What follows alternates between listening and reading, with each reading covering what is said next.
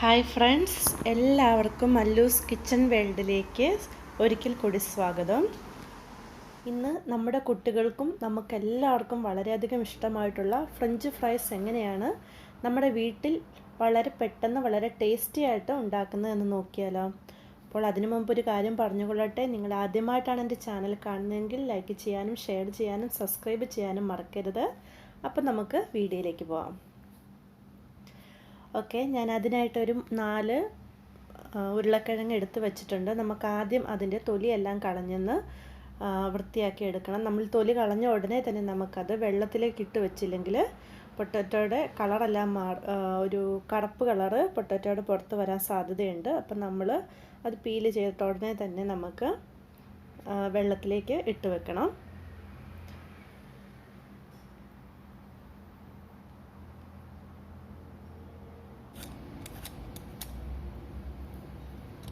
ഇതേപോലെ പീലർ ഉണ്ടെങ്കിൽ, അല്ല കത്തി കൊണ്ടായാലും മതി, ഇതേപോലെ പീലർ ഉണ്ടെങ്കിൽ നമുക്ക് വളരെ പെട്ടെന്ന് തന്നെ നമുക്ക് ചെയ്ത് തീർക്കാൻ പറ്റും. ഓക്കെ, നമുക്ക് വെള്ളത്തിൽ ഇട്ടിരിക്കുന്ന ഉരുളക്കിഴങ്ങ് കട്ട് ചെയ്തെടുക്കാം. ഇതായിട്ടൊന്ന് കട്ട് ചെയ്ത് വിടാം. ചിലർ 2 സൈഡും ഇങ്ങനെ കട്ട് ചെയ്ത് വിടാറുണ്ട്. അതിലും നല്ല നമുക്ക് നീളത്തിൽ കിട്ടണമെങ്കിൽ ഇങ്ങനെ അടിവശം നമുക്ക് കട്ട് ചെയ്ത് ഇങ്ങനെ നേരെ വെക്കുക. അതിനുശേഷം ഇതേപോലെ ചെറുതായിട്ട്, ഒത്തിരി കട്ടി കുറയാൻ പാടില്ല, എന്നാൽ ഒത്തിരി കട്ടി കൂടാനും പാടില്ലാത്ത വിധം നമ്മൾ ചെറുതായിട്ട് കട്ട് ചെയ്തെടുക്കുക. എങ്ങനെയാണ് കട്ട് ചെയ്യുന്നത് ഞാൻ ഒന്നും കൂടെ കാണിച്ചു തരാം. ആദ്യം ഈ സൈഡ് വശം ചെറുതായിട്ടൊന്ന് കട്ട് ചെയ്ത് കൊടുക്കുക. ഓക്കെ, ഇനി കട്ട് ചെയ്ത വശം നമ്മൾ കട്ടിംഗ് ബോർഡിലോട്ട് പ്രസ് ചെയ്ത് വെച്ചിട്ട് ഇതേപോലെ സൈഡ് ചെറുതായിട്ട് കട്ട് ചെയ്ത് വിടുക. കട്ടി കൂടാൻ പാടില്ല എന്ന് ഓർക്കുക. എടുക്കാം.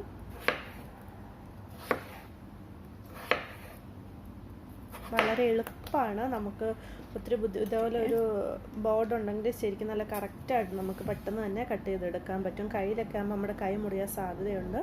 നമ്മൾ ഇതേപോലെ കട്ടിംഗ് ബോർഡ് ഉണ്ടെങ്കിൽ നമുക്ക് എളുപ്പമായിരിക്കും. ഓക്കെ, ഇനി നമുക്ക് ഫ്രഞ്ച് ഫ്രൈസിന് ആവശ്യമായിട്ടുള്ള രീതിയിൽ നീളത്തിൽ ഇത് കട്ട് ചെയ്തെടുക്കാം. ഇപ്പോൾ 2 എണ്ണം ഇങ്ങനെ എടുത്തിട്ട് ഇതേപോലെ നമുക്ക് കട്ടി കുറച്ച് നീളത്തിൽ അരിഞ്ഞെടുത്താൽ മതി. ഒത്തിരി കഠിനം കുറയാൻ പാടില്ല.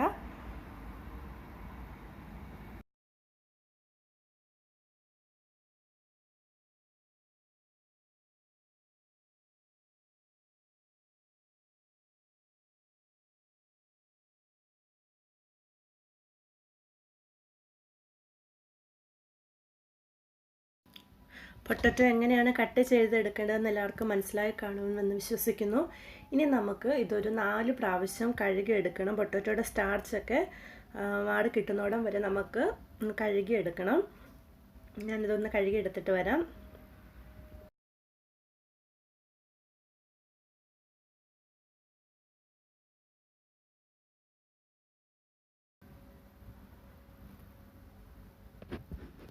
ഓക്കെ, നമുക്ക് ഒരു 5-6 മിനിറ്റും കൂടെ തണുത്ത വെള്ളത്തിൽ നമ്മൾ അരിഞ്ഞു വെച്ചിരിക്കുന്ന പൊട്ടറ്റോ നമുക്കൊന്ന് ഇട്ട് വെക്കാം. അപ്പോഴത്തേക്ക് നമ്മൾ സ്റ്റൗ കത്തിച്ച് നമുക്കിനി ഒരു പാത്രത്തിൽ കുറച്ച് വെള്ളം വെച്ചൊന്ന് തിളപ്പിച്ചെടുക്കണം.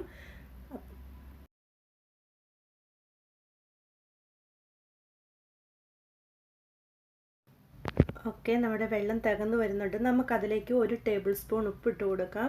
നമ്മളത് കഴിഞ്ഞ് ടേസ്റ്റ് ചെയ്ത് നോക്കുക. നമുക്ക് ഉപ്പ് കുറച്ച് മുന്നോട്ട് നിൽക്കണം. അപ്പോൾ ഇനി നമുക്കതിലേക്ക് തിളച്ച വെള്ളത്തിലേക്ക് നമുക്ക് പൊട്ടറ്റോ ഇട്ട് കൊടുത്ത് ഒരു 2 മിനിറ്റ് നമുക്കൊന്ന് വേവിച്ചെടുക്കണം. 2 മിനിറ്റ് മതി, ഒത്തിരി വെന്ത് പോകാൻ പാടില്ല. വെന്ത് പോയാൽ നമ്മുടെ പൊട്ടറ്റോയ്ക്ക് ടേസ്റ്റ് ഉണ്ടാകത്തില്ല. ഒരു 2 മിനിറ്റ് നമ്മൾ വെയിറ്റ് ചെയ്ത് 2 മിനിറ്റിന് ശേഷം നമുക്കത് അടുപ്പിൽ നിന്ന് കോരിയെടുക്കാം. നമ്മുടെ പൊട്ടറ്റോ ഏകദേശം വെന്ത് തുടങ്ങിയിട്ടുണ്ട്. ഇപ്പോൾ ഏകദേശം 2 മിനിറ്റ് ആയിട്ടുണ്ട്. ഇനി നമുക്കിത് അടുപ്പിൽ നിന്ന് വാങ്ങണം. നമുക്ക് വാങ്ങിയിട്ട് കിച്ചൺ ടൗലുണ്ടെങ്കിൽ കിച്ചൺ ടൗലിലേക്ക് ഇട്ട് നമുക്കതിൻ്റെ വെള്ളമെല്ലാം ഒന്ന് ഒപ്പിയെടുക്കണം. നമുക്ക് കിച്ചൺ ടൗല് കൊണ്ട് നമുക്ക് പൊട്ടറ്റോയുടെ മേലിലുള്ള വെള്ളം കൂടെ ഒന്ന് ജസ്റ്റ് ഒന്ന് ഒപ്പിയെടുക്കാം.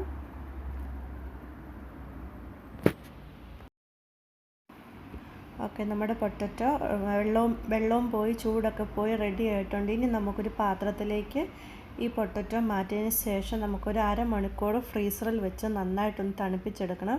നമുക്ക് ഇതുപോലെ വേണമെങ്കിൽ ഡയറക്റ്റ് നമുക്കിപ്പോൾ തന്നെ ഫ്രൈ ചെയ്തെടുക്കാവുന്നതാണ്. കൂടുതൽ ടേസ്റ്റ് ഫ്രീസറിൽ വെച്ചിട്ട് നമുക്ക് ഫ്രൈ ചെയ്തെടുക്കുന്നതാണ്.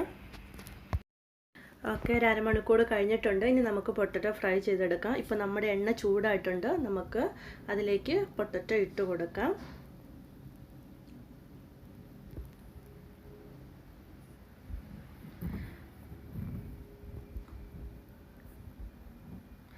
ഓക്കെ, ഞാൻ കുറച്ച് മാത്രമേ ഇപ്പോൾ ഫ്രൈ ചെയ്യാൻ എടുക്കുന്നുള്ളൂ.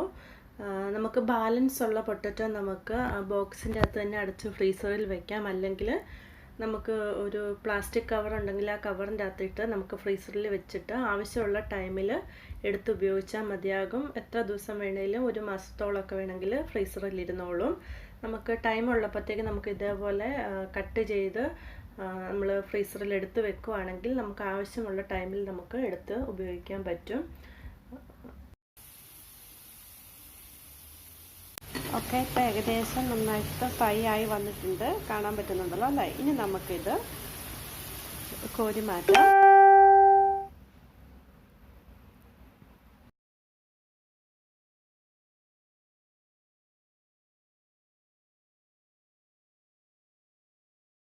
അപ്പോൾ വളരെ ടേസ്റ്റി ആയിട്ടുള്ള ഫ്രഞ്ച് ഫ്രൈസ് ഇവിടെ റെഡിയാണ്.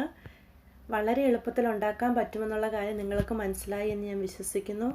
ഒന്നുമില്ല, നമ്മൾ പൊട്ടറ്റോ എടുക്കുക, പൊട്ടറ്റോയുടെ തൊലി കളയുക, ചെറിയ പീസായിട്ട് കട്ട് ചെയ്യുക. അതിനുശേഷം ഒന്ന് വെള്ളം ഒഴിച്ച് ഒരു 2 മിനിറ്റ് ഒന്ന് വേവിച്ചെടുക്കുക. അതിനുശേഷം ഒരു അരമണിക്കൂർ ഫ്രീസറിൽ വെക്കുക. ഫ്രീസറിൽ എടുത്തിട്ട് ഫ്രീസറിൽ നിന്ന് നമുക്ക് എപ്പോഴാണോ ആവശ്യമുള്ളത് നമുക്ക് അപ്പോൾ എടുത്ത് നമുക്ക് ഫ്രൈ ചെയ്ത് ഉപയോഗിക്കാം. ഇത് എത്ര നാൾ, ഒരു മാസം വേണമെങ്കിൽ നമുക്ക് ഫ്രീസറിൽ നമുക്ക് സൂക്ഷിക്കാവുന്നതാണ്. അപ്പം നിങ്ങൾക്ക് എല്ലാവർക്കും എൻ്റെ ഈ വീഡിയോസ് ഇഷ്ടമായെന്ന് ഞാൻ വിശ്വസിക്കുന്നു. വീഡിയോ ഇഷ്ടമായെങ്കിൽ ലൈക്ക് ചെയ്യാനും ഷെയർ ചെയ്യാനും സബ്സ്ക്രൈബ് ചെയ്യാനും മറക്കരുത്. തൊട്ടടുത്ത് കാണുന്ന ബെല്ലൈക്കൻ ക്ലിക്ക് ചെയ്താൽ ഞാൻ ഇനിയും ഇടുന്ന വീഡിയോസ് നിങ്ങൾക്ക് നോട്ടിഫിക്കേഷനായി കിട്ടുന്നതാണ്. താങ്ക്